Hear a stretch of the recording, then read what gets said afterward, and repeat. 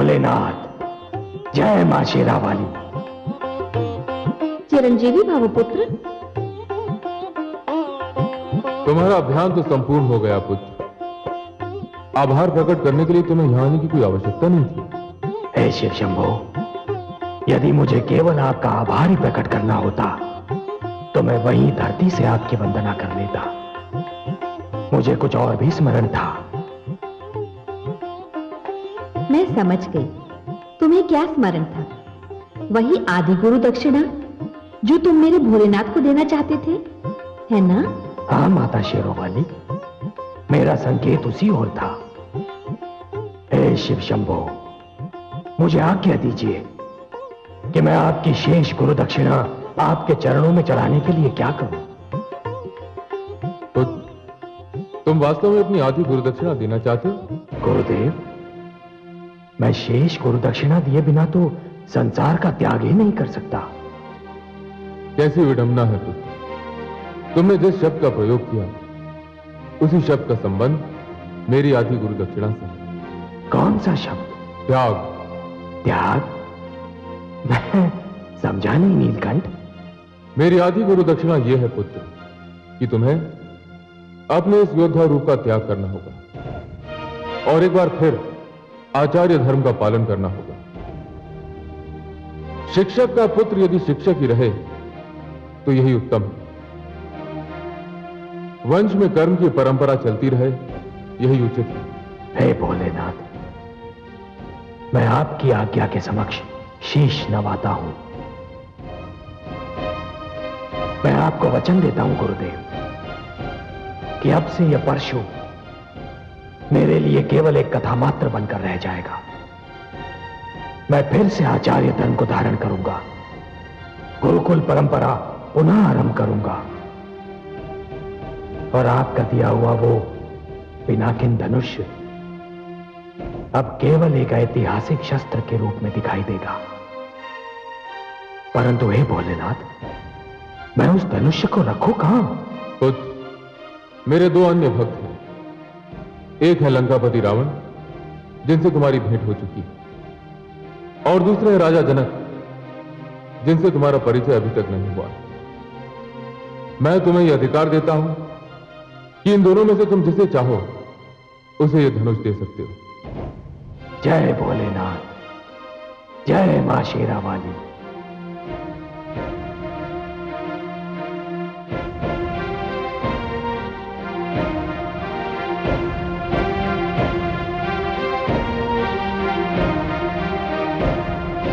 असुर कीर्ति विस्तारक, देवकुल प्रतिष्ठा विदारक, महाज्ञानी सुकेशु नंदन असुर सम्राट रावण पधार रहे हैं।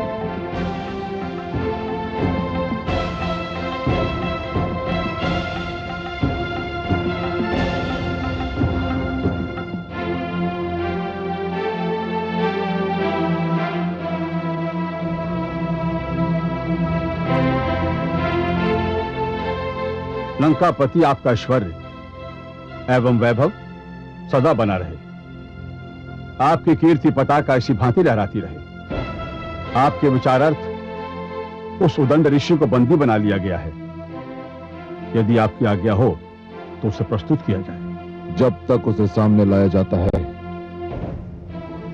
उसके अपराध का वर्णन किया जाए।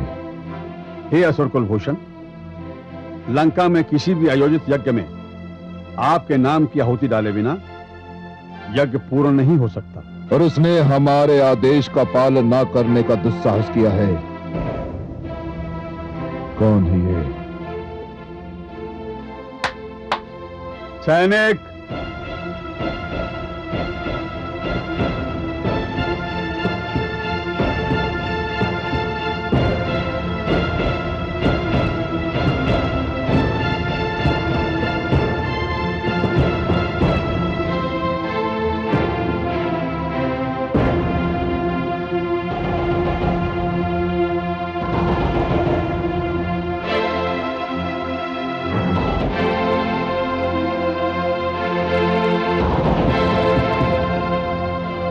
युवक, तुम्हें देवताओं के समक्ष हमारी श्रेष्ठता में कोई संदेह है? ऐसा कौन सा विषय है जिसमें मैंने देवताओं को पराजित नहीं किया? परंपरा तथा मेरी संस्कृति मुझे आपके नाम की आहुति यज्ञ में डालने से रोकती है। क्यों? मैं भी संस्कृति के जन्मदाता तथा पालक महान ऋषि पुलस्त्य का पौत्र हूं तथा महान ऋषि विशर्वा का पुत्र रावण हूं। लंकेश, वंश में जन्म लेने से कुछ नहीं होता, आचरण से होता है, और आपका आचरण ऋषियों का नहीं, असुरों वाला है। युवक,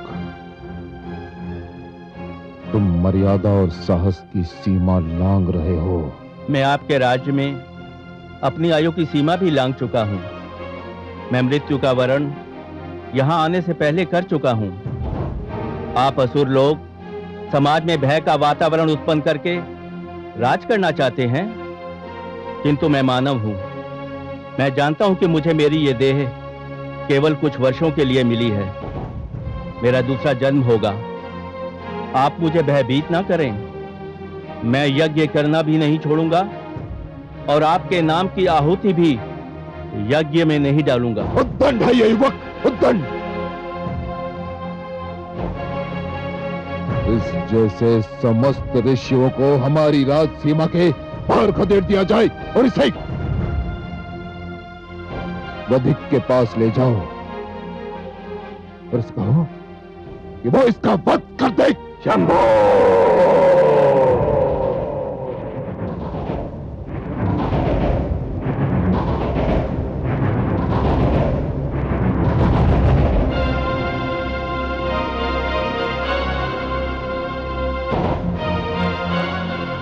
परशुराम,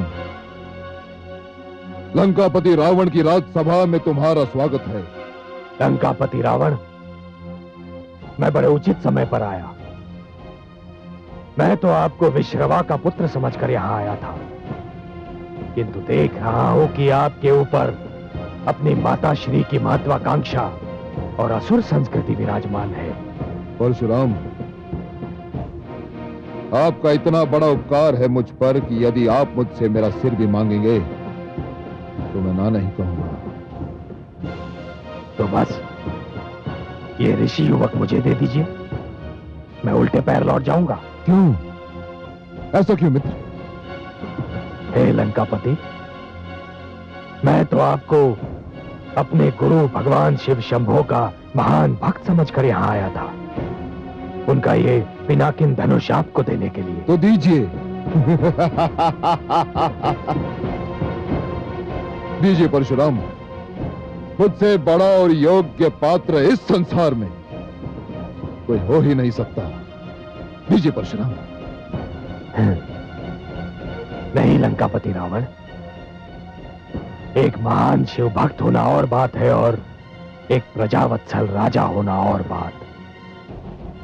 आप महान शिव भक्त अवश्य हैं, किंतु आप अपनी प्रजा की रक्षा नहीं करते। आप एक न्याय प्रिय राजा नहीं है लंकेश, और इसलिए अपने गुरु का यह महान शिव धनुष मैं आपको कदापि नहीं दे सकता। मेरा यह निर्णय अटल है। किंतु परशुराम। लंकेश, अपने गुरु की आज्ञा से मैंने आप पर एक उपकार किया था। हो सके तो उसी गुरु के नाम पर एक उपकार आप मुझ पर कीजिए। यह युवक मुझे दे दीजिए। आपने मुझ पर बहुत बड़ा उपकार किया था। एक कायर के कारागार से मुक्ति दिलाई थी। आप नहीं जानते परशुराम, मैं इसे कितना बड़ा उपकार मानता हूं। तो फिर लंकेश, मेरे कहने पर इस युवक को जीवन दान दे दीजिए। इतने बड़े उपकार के बदले में इतना तुच्छ उपहार? एक मानव, एक ऋषि के जीवन को उपहार।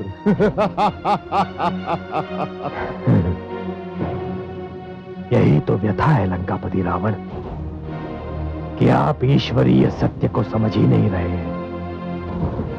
जीवन तुच्छ नहीं होता लंकेश, मानव जीवन इस धरती को ईश्वर का सर्वोत्तम उपहार है। तो ठीक है परशुराम,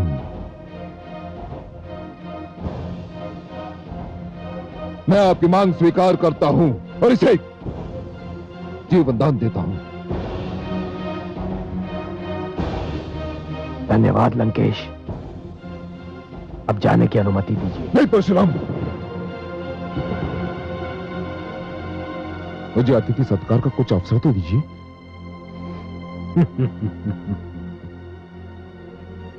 नहीं लंकेश, यह संभव नहीं है,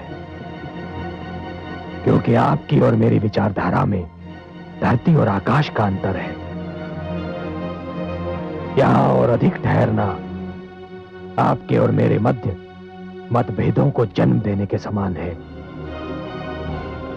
मैं भली भांति जानता हूं लंकेश कि मैं अपनी संस्कृति नहीं छोड़ सकता और ना ही आप अपनी असुर संस्कृति को त्याग सकते हैं। इसलिए अनुमति दे ही दीजिए। चलो युवक।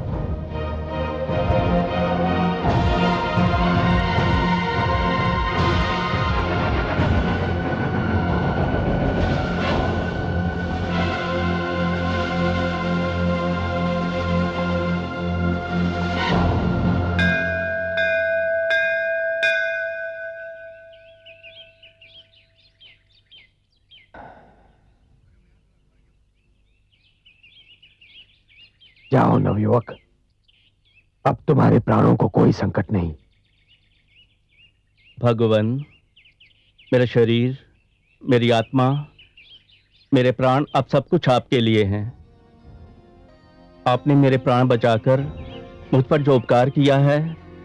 मैंने कोई उपकार नहीं किया, और सत्य पूछो तो तुम्हारे प्राण मेरे कारण नहीं बचे, वो तो तुम्हारे अपने सिद्धांतों पर जो तुम्हारा विश्वास था उसके कारण बचे हैं। रावण की शक्ति की चिंता ना करते हुए तुमने अपने सिद्धांतों पर अड़िग रहने का निश्चय किया। कदाचित यही बात ईश्वर को भा गई। भगवान, मुझे अपनी सेवा करने का अवसर दें। नहीं नवयुवक, मुझे अपने गुरु के आदेश का पालन करना है, जो रावण के सभागार में मैं नहीं कर पाया। अब मुझे शीघ्रातिशीघ्र मिथिला नरेश जनक के पास पहुंचना है। आयुष्मान भव।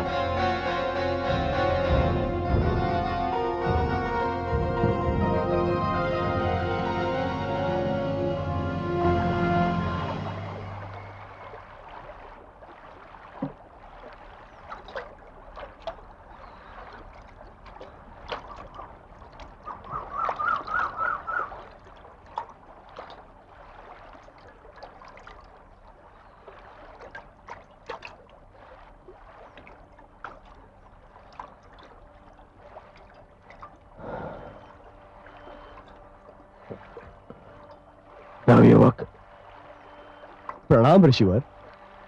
कल्याण हो। युवक, मुझे मेरा नाम श्रवण है, श्रवण कुमार। सुंदर है श्रवण, मुझे प्यास लगी है।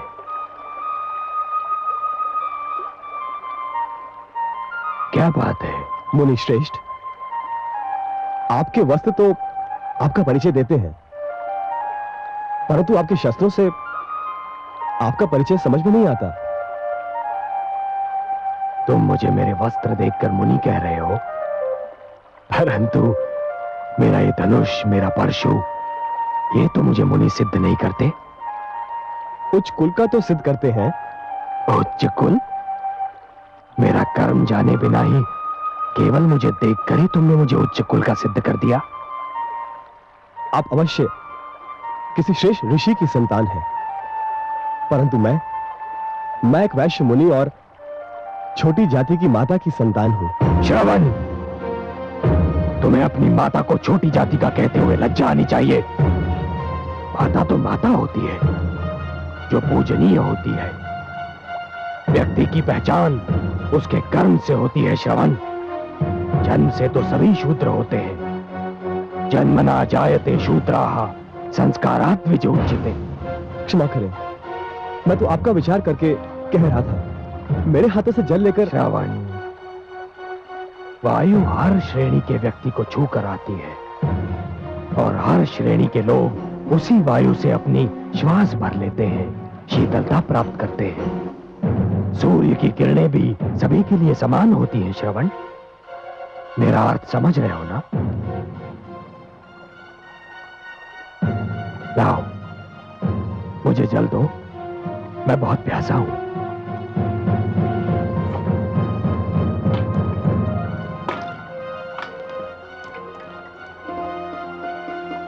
सुखी रहो।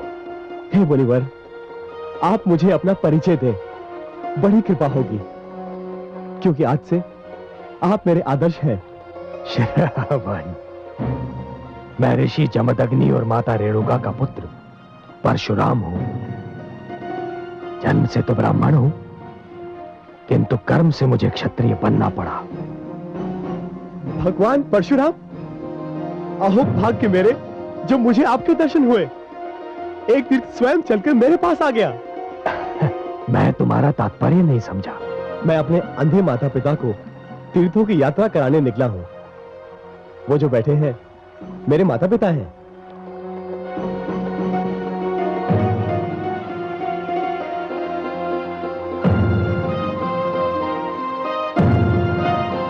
परंतु मुझे वहां कोई रथ या अन्य वाहन दिखाई नहीं दे रहा श्रवण, जिसमें मैं बहुत साधारण व्यक्ति हूं। मेरे पास रथ आदि साधन नहीं है, किंतु माता पिता की इच्छा को पूरा करना हर संतान का धर्म भी है एवं कर्तव्य भी। इसलिए इन दोनों को कांधों पर उठाए तीर्थों की यात्रा करने निकला हूं।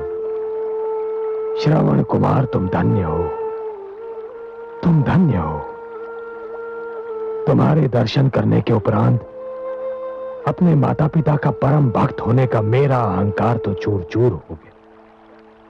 मुझे अपने चरण स्पर्श कर। नहीं नहीं नहीं नहीं, आप मुझे पाप का भागी ना बनाए।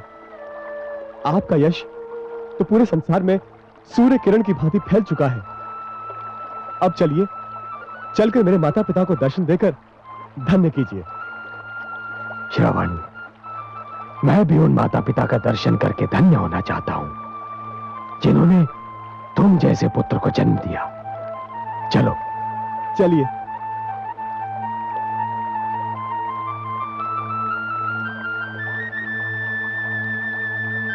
माता पिताश्री, भगवान परशुराम पधारे हैं। हमारे धन्यवाद। हे भगवान परशुराम, हमें अपने चरण छूने दीजिए। नहीं माता, चरण स्पर्श तो मुझे आपके करने चाहिए।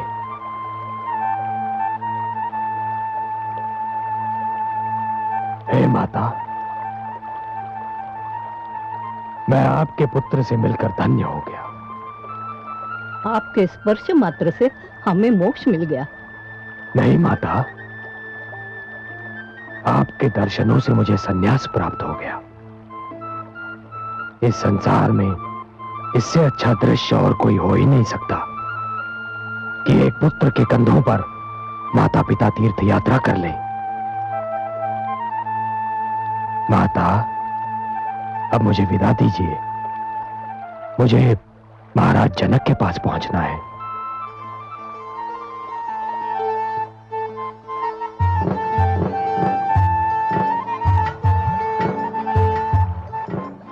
श्रवण, मैं हृदय से कामना करता हूं और आशीष भी देता हूं कि जब तक ये सृष्टि रहेगी, जब तक पुत्र धर्म की मर्यादा रहेगी, तुम्हारा नाम अमर रहेगा। आयुष्मान भव, आयुष्मान भव।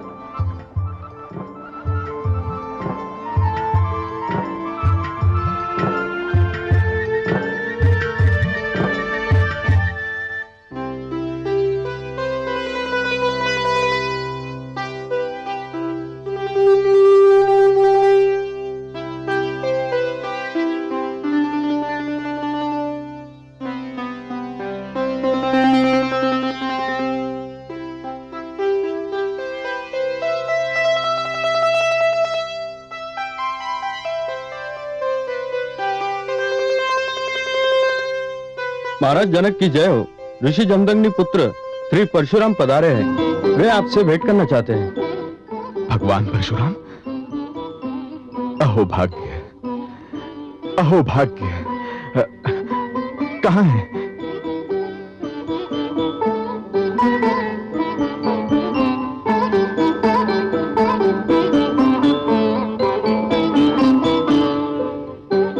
भगवान, मैं इस सौभाग्य पर किन शब्दों में ईश्वर को धन्यवाद दूं कि आपने अपने चरण कमलों से मेरे राजभवन को पवित्र कर दिया।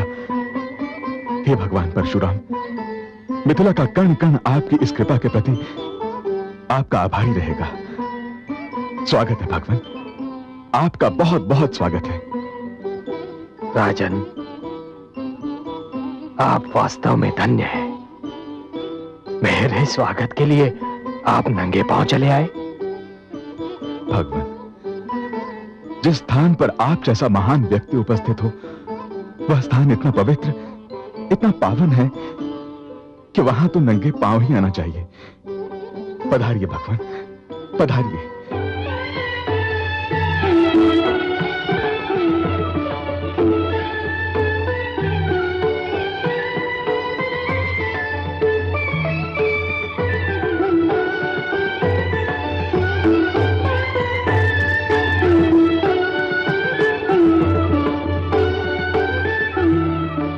विराजिए भगवान।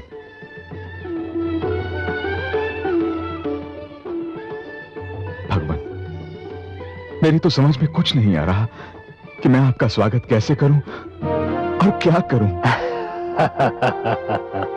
राजन, आपके नेत्र, आपका मुख और आपकी भावनाएं जो कह रही हैं, उस सबके उपरांत स्वागत के शब्द और औपचारिकताएं अनावश्यक है। भगवान परशुराम, यदि आप मेरे लिए कोई आदेश लेकर आए हैं तो कृपया कहिए। यदि मेरे योग्य कोई सेवा हो तो बताइए। मैं आपके लिए कुछ कर सकूं तो स्वयं को धन्य मानूंगा। नहीं राजन, आपके लिए मेरा कोई आदेश नहीं है, किंतु हां, मैं अपने गुरु शिव शंकर के आदेश का पालन करने के लिए अवश्य आया हूं। भगवान, आपके गुरु का आदेश सिर आंखों पर। मिथिला नरेश, मुझे अपने गुरु शिव शंभो ने यह धनुष उपहार में दिया था, परंतु अब मेरे अभियान की समाप्ति के उपरांत मुझे इसकी कोई आवश्यकता नहीं है। मैंने इसे गुरुदेव को लौटाना चाहा, किंतु उन्होंने आदेश दिया कि मैं इसे लंकापति रावण को दूं या फिर मिथिला नरेश जनक को। गुरुदेव के आदेश के अनुसार मैं पहले लंका पहुंचा। तो फिर आपने यह धनुष लंकेश रावण को क्यों नहीं दिया भगवान? लंकेश रावण तो महान शिव भक्त हैं। इस नाते इस धनुष पर उनका अधिकार पहले है, वही इसके योग्य भी हैं प्रभु। उनका अधिकार अवश्य था राजन, किंतु वो इसके योग्य नहीं थे।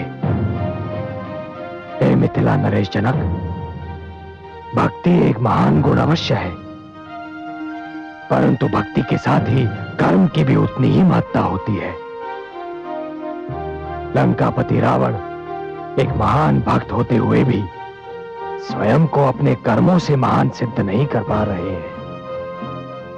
इसलिए मैंने यह निर्णय किया है नरेश कि अपने गुरुदेव का यह महान पिनाकिन धनुष आपकी धरोहर बन जाए। भगवान, मुझ में साहस नहीं है कि मैं आपके निर्णय पर कोई प्रश्न चिन्ह लगा सकूं, परंतु एक शिव भक्त को छोड़कर मेरा चुनाव करने का क्या कारण है प्रभु? जबकि आप भली भांति जानते हैं। हाँ राजन, मैं जानता हूं कि आप एक विष्णु भक्त हैं, परंतु विश्वास कीजिए राजन, मैंने आपका चुनाव इस कारण नहीं किया है कि मेरे गुरु शिव शंभो ने लंकापति रावण और मिथिला नरेश जनक इन दो ही नामों का सुझाव दिया था और मेरे पास कोई तीसरा विकल्प नहीं था। नहीं राजन, यदि मैं आपको भी इस धनुष के योग्य नहीं पाता तो इस धनुष को उमापति को लौटा देता और बेखट के कह देता उनसे कि वो दोनों इस धनुष के योग्य नहीं हैं।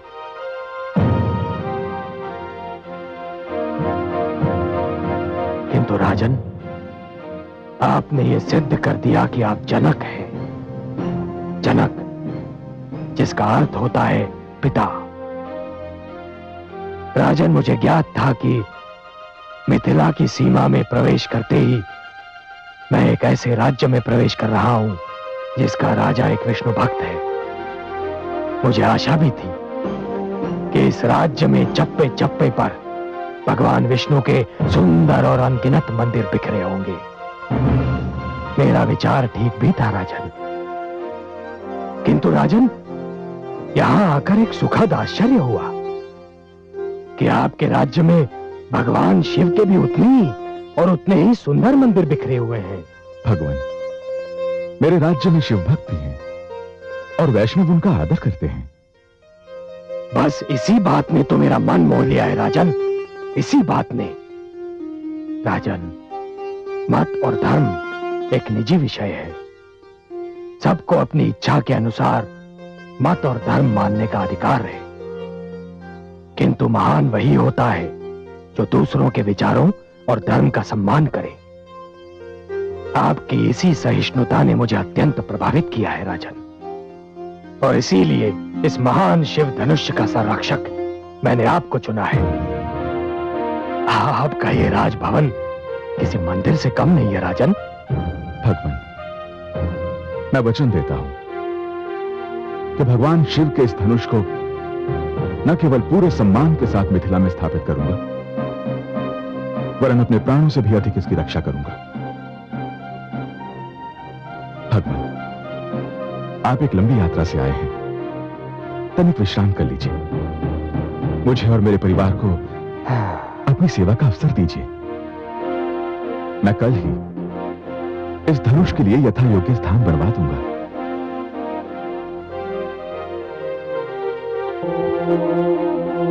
स्वस्ति मनुचरेम।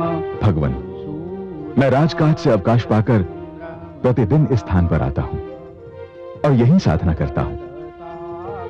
इसके भीतर मैंने एक उच्च आसन बनवाया है जहां मैं अपने आराध्य का आवाहन करता हूं। राजन, ये कक्ष अति सुंदर है। तो भगवान शिव के इस महान धनुष की स्थापना यहीं कर देते हैं। मैं अपने भवन के इस अंश को सार्वजनिक घोषित कर देता हूं। मेरी पूजा समाप्ति के उपरांत हर एक को यहां आने और भगवान शंकर के इस महान धनुष के दर्शन करने की संपूर्ण स्वतंत्रता होगी। आइए भगवान।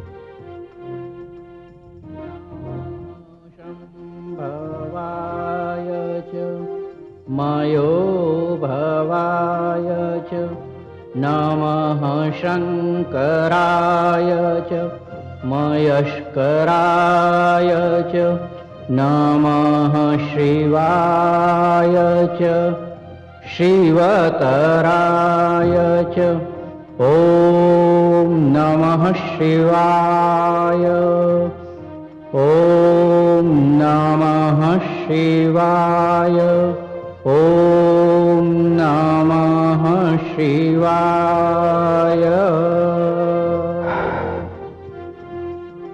हे शिव शंभो, आज मैंने आपके आदेश का पालन कर दिया है।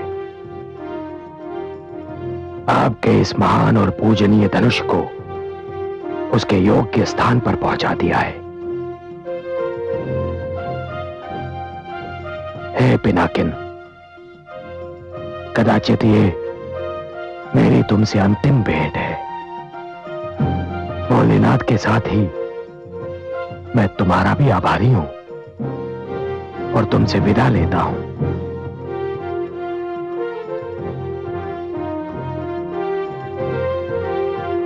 हे शंभो शंभो शंभो।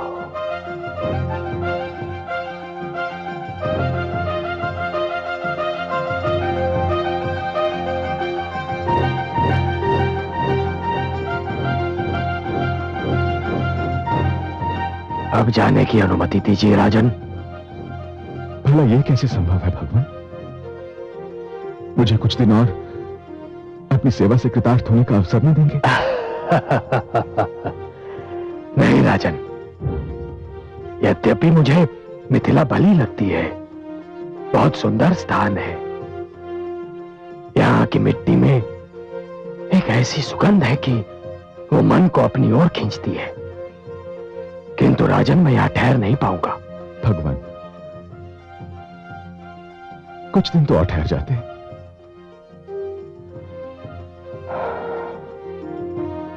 नहीं राजन, राजन मैंने जीवन में इतनी हत्याएं की हैं कि मेरा मन ऊब गया है।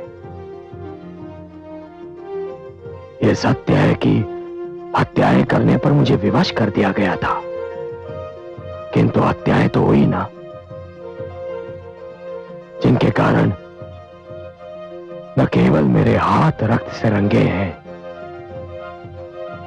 वरन मुझे ऐसा लगता है जैसे मेरा समस्त अस्तित्व रक्त सागर में डूब गया है। मेरे मन पर, मेरी आत्मा पर एक बोझ है राजन, एक बोझ है। मैं साधना में डूब जाना चाहता हूं राजन, ऐसी साधना में जिससे मैं न केवल संसार को वरन स्वयं को भी भूल जाऊं। भगवान, मैं आपको रोकने का दुस्साहस तो नहीं कर सकता, किंतु यदि आपने जाने का निर्णय कर ही लिया है तो मुझे कोई ऐसी शिक्षा देकर चाहिए भगवान, जो जीवन भर मेरा मार्गदर्शन करती रहे। हे राजन, जीवन के मेरे अनुभव से जो मैं सीखा हूं वो मैं तुम्हें बताता हूं। मैंने ये जाना है राजन कि कर्म ही धर्म है, कर्म ही वर्ण है, कर्म ही वास्तविक जाति है, कर्म ही जीवन का आरंभ है और कर्म ही जीवन का अंत है। अंतिम श्वास तक मनुष्य का केवल एक ही धर्म है राजन, और वो है कर्म।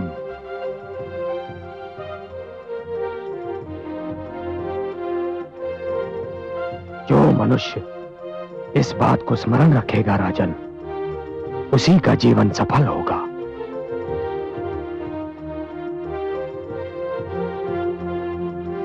यशस्वी भव।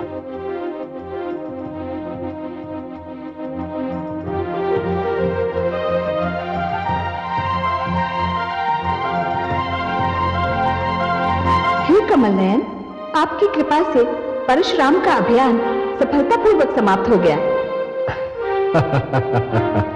यह अभियान क्या था महादेवी? रक्त का एक सागर था जिसमें डूबकर जाना था, और परशुराम ने इस सागर को डूबकर ही पार किया है। किंतु हे कमल नयन, परशुराम ने शिव भक्त रावण को धनुष न देकर जनक को दिया, क्या ये पक्षपात नहीं हुआ? कदापि नहीं महादेवी। आपने सुना नहीं परशुराम ने मापदंड क्या बनाया था? परशुराम ने सर्वधर्म समभाव को मापदंड बनाया था। उसने देखा कि रावण एक शिव भक्त होते हुए भी उदार नहीं है, सहनशील नहीं है, वो दूसरों के मत और विचारों को सहन नहीं करता, जबकि जनक के राज्य में सभी को अपने अपने धर्म और मत के पालन करने की स्वतंत्रता है। वहां धर्म का भेदभाव नहीं है, और शिव धनुष जैसी पवित्र वस्तु के लिए वही स्थान उचित है महादेवी जहां किसी प्रकार का भेदभाव न हो, जहां सारे धर्मों का और भक्तों का आदर किया जाता हो। आपने सर्वथा सत्य कहा कमल नयन। अपनी आस्था पर चलने का अर्थ दूसरों की आस्था को नकारना नहीं होता। रावण में तनिक भी सहनशीलता नहीं है, वो अपने आगे किसी और को कुछ समझता ही नहीं, विद्वान होकर भी अपने कर्मों से असुर है। सत्य है। अपने अपने पथ चले, सबको है अधिकार, मत दूजे पर ला दिए अपने जटिल विचार।